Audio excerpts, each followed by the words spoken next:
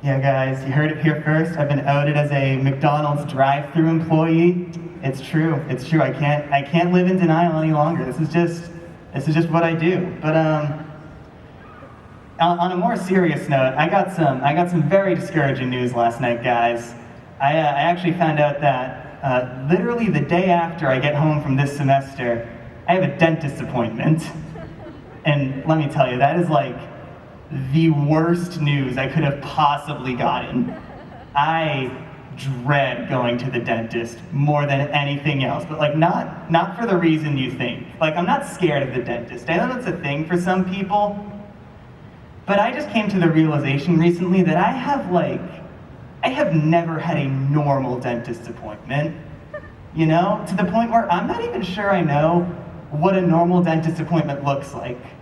Like, has anyone here ever had a dentist appointment that just went, like, exactly how you expected it to? Like, nothing went wrong at all? Yeah. Maybe. I don't know. Maybe it's a me thing. But the point is, all I want is to walk into the dentist for my appointment and just have a normal cleaning and just, like, you know, walk in. My teeth are getting cleaned. The dentist asks me, how much are you flossing? And, you know, I lie. And I tell him that I floss every night. And, you know, that's true for like the last 2 weeks when I remembered that I had a dentist appointment in 2 weeks. And then I figured if I floss really hard every night between now and then, it'll be fine. And we both know I'm lying because my gums are bleeding. You know, I can taste it. And the dentist can see it. But, you know, they can't say anything because if they called me a liar, that would be really unprofessional. And I can't say anything because his hands are in my mouth. So we just don't acknowledge it and we move on with our days and we go our separate ways to repeat the cycle in 6 months. Except the crazy thing is, that cycle never repeats because for a job that requires as much school as a dentist, the office I go to seems to have a remarkably high turnover rate. Because in probably the past 6 years, I don't think I can name more than like 2 consecutive dentist appointments where I've had the same person. Like, was it something I said? Is it the flossing? Come on, I'll be better next time, I swear. I'll floss 3 times a day. I even bought a bottle of Listerine. But like, honestly, maybe I don't even really want to get to know my dentist well, and you know, maybe I don't want to have the same dentist long enough to get to know them, because the more I think about it, the more I feel like dentists are just really weird people. Now before I do this next, do we have any aspiring dentists in the crowd? I don't think that's true. Assuming there are no aspiring dentists in the crowd, good. You're all normal people. I don't have to like fear you for wanting to be a dentist. But just in case there's like a, you know, secret, embarrassed aspiring dentist in the crowd, I'm gonna say this next bit very carefully. So, you know, very respectfully, why would anyone want to be a dentist? You know, like respectfully, I feel like the psychology behind wanting to be a dentist is just really weird, you know, respectfully. Because like, respectfully, I just can't imagine waking up one morning and being like, oh, you know what I want to do for the rest of my life as my job and source of fulfillment and income? I want to move my fingers inside hundreds of people's germy, disgusting mouths and look at their teeth and tell them which ones are the best and worst. That is all I want to do with my life. And I've reached the conclusion that I feel like to become a dentist, you just have to be a really judgmental person who took great care of their teeth as a kid. Like, I feel like in order to want to be a dentist, you have to kind of slowly over the years develop a really strong tooth superiority complex. Because like, I don't know why anyone else would want to look at other people's teeth. Like when people ask, do dentists go to other dentists to get their teeth clean? You know, the age-old question. I'm pretty confident the answer is no. Because they know their teeth are clean. They wouldn't have signed up for this line of work if they didn't have flawless teeth. They know it, and that's why they feel so confident telling you that you need to floss more, you know? And like, I don't know.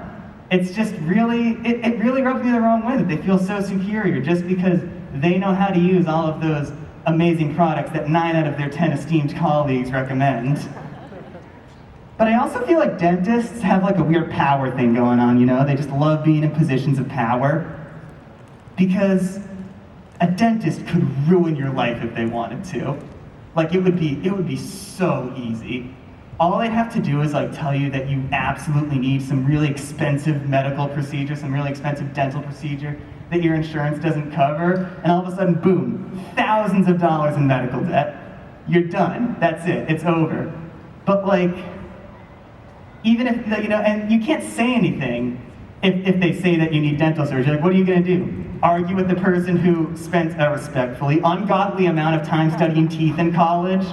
Like, even if you know they're lying, you can't say anything because their hands are still in your mouth, you know? And what are you going to do, bite them? You can't bite them. You could bite them, but I think it would be generally frowned upon even in this circumstance.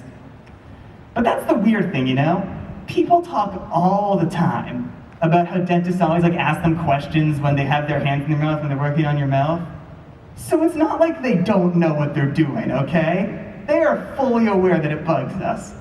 And they still do it. Constantly. I mean, every single time I go to the dentist, it is the exact same thing, you know? I walk in, meet whoever the new, you know, mystery dentist of the month is for the first and probably only time in my life. And then they roll out, you know, the same basic, you know, small talk, conversation starter questions, you know. Usually starts with like, oh, what grade are you in now? They say now as if we've met before and had this conversation. And you know, I go to start to answer them, and they're like, hey, can you keep your mouth open, buddy? Really appreciate it. And it's like, okay, no, that makes sense, but why'd you ask me the question? Like, I really want to know, when a dentist does that, what is their, like, ideal, desired outcome for that interaction? Because I can't answer you without closing my mouth to talk, you know? Like, do you want me to telepathically signal to you that I'm a sophomore in college? Do you want me to, like, hold up a certain amount of fingers to show what year I'm in? I don't know, I just don't get it. Like, but you know, I brush it off the first time. Maybe they just had a mental lapse. It's normal for people to try to make conversation when they don't know someone. Fine, that's okay. But then like 2 seconds later, they're like, and where do you go to school again? Again, as if we've met before. And I go to answer them, and they're like noticeably mad this time, and they're like, you need to keep your mouth closed, okay? What do you want from me? I mean, seriously, like, they know what they're doing. It's just a weird power trip thing, because I can do nothing right in that scenario. Either I ignore them, which is rude, or I bite them, which is probably equally rude. It's like, it's not that complicated. If you genuinely wanted to know this, you could have just asked me before. We had a whole conversation in the lead up to this moment, you know? If you actually cared, you could ask then, or better yet, ask me afterwards. We'll have formed a bit of a bond with each other after you're moving your hands around in my mouth for 10 minutes, you know? We'll be closer then, or better yet, don't ask me at all, because you don't need to know, because we're not friends, and I don't really want to get to know you, and whether or not you know this, we're not gonna see each other ever again, because you won't work here when I come in 6 months. God, dentists are just, they're so much weirder than any other medical professionals. Like, the only one who I think maybe could give them a run for their money is eye doctors. Who out here wears glasses or contacts? Yeah, me too. If you let me take out my tinfoil hat for a second, I'm about to go full conspiracy on you guys. I have a theory, okay? Eye doctors, total scam. Completely fake. A scam, thank you. A scam perpetuated by the glasses frame industry. Now let me break it down for you, okay? You have to go, if you wear glasses or contacts or whatever, you have to go to the eye doctor like kind of a lot. Not like necessarily every year, but every couple years at least. And somehow, magically, your prescription never stays the same. It always changes like just a little bit, right? It never changes enough that it really affects your vision, but enough that they can justify telling you that you need a new pair of glasses. Like, excuse me, I'm pretty sure I can see fine. Like I just drove here. Like, if I can't see it, I just drove here. We have some bigger issues. But in the 15 years since I first got my glasses, I have never once gone to the eye doctor because they stopped working for my eyes. That's not a thing, you know? I go to the eye doctor because they tell me I need to come to the eye doctor, not because, I feel like I need to go. And all those little tests they do at the eye doctor to see what prescription you need, there's no way that tells them anything. That's all fake too. There's like the classic one where they show you a vision chart with like letters and numbers or shapes or whatever, and they'll have like two lenses, and they'll tell you which one looks better, which one is clear and which one is blurry. And so you get to the first one, and it's a very clear distinction. You're like, oh, easy, second one's clear, next question. Killing it. And then they show you the second one, and it's still pretty easy, First one, perfectly clear. Second one, pretty blurry. Easy, first one. And at this point, you're feeling real good about yourself, You're like, oh yeah, gonna get such a good grade at the eye doctor. They're gonna like me so much after I get all these questions right. But then it keeps going. And once you get to like 5 or 6, they just show you the exact same thing twice. And they're like, which one looks better to you? And I'm an honest man. So I'm like, honestly, these two look exactly the same to me, thinking that that's a helpful answer. And then they immediately go, well, they're not! Which one looks better? And then I panic. I wasn't prepared for such a mean response. So I just start guessing. I'm just answering at random, 1 or 2, just kind of rationalizing like I'm trying to figure out which multiple choice to pick for a test I didn't study for. Well, there were just 2 1s in a row, so it's gotta be 2 this time, right? Like, they're not gonna do 3 1s in a row. And so that's what I do. And that's what I did this winter when I went into the eye doctor. And so I go through the whole thing, guessing the entire second half of this little game. And then at the end, they're like, all right, so your prescription just barely changed a teeny tiny bit, but you are gonna need new glasses because of it. And I call BS on that. No way, not a chance. You're telling me that I came in here 2 years ago and made all of the exact same guesses to the point where I have basically the same prescription? Not a chance in the world. And this is why I think eye doctors are fake, right? They're real the first time when they tell you need glasses, that much is obvious. But then the next time, all the other times after that, they just change it a little bit, so they force you to buy new frames. They don't need to actually test your vision. They just need to sell you on the idea that you need new glasses. And you know what? They're damn good at their jobs, because these are new frames that I bought in January.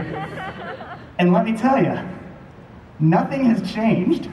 I can see no better and no worse than I did before. And that really just goes to show that I didn't have to go to the eye doctor in January. This is not a necessary appointment, and no eye doctor appointments are necessary once you have glasses. You can see fine. But, in hindsight, thinking about it, the fact that the eye doctor I go to is connected to a glasses frame store probably should have given a good bit of that away beforehand. All right, that's all I got for you guys. Thank you so much.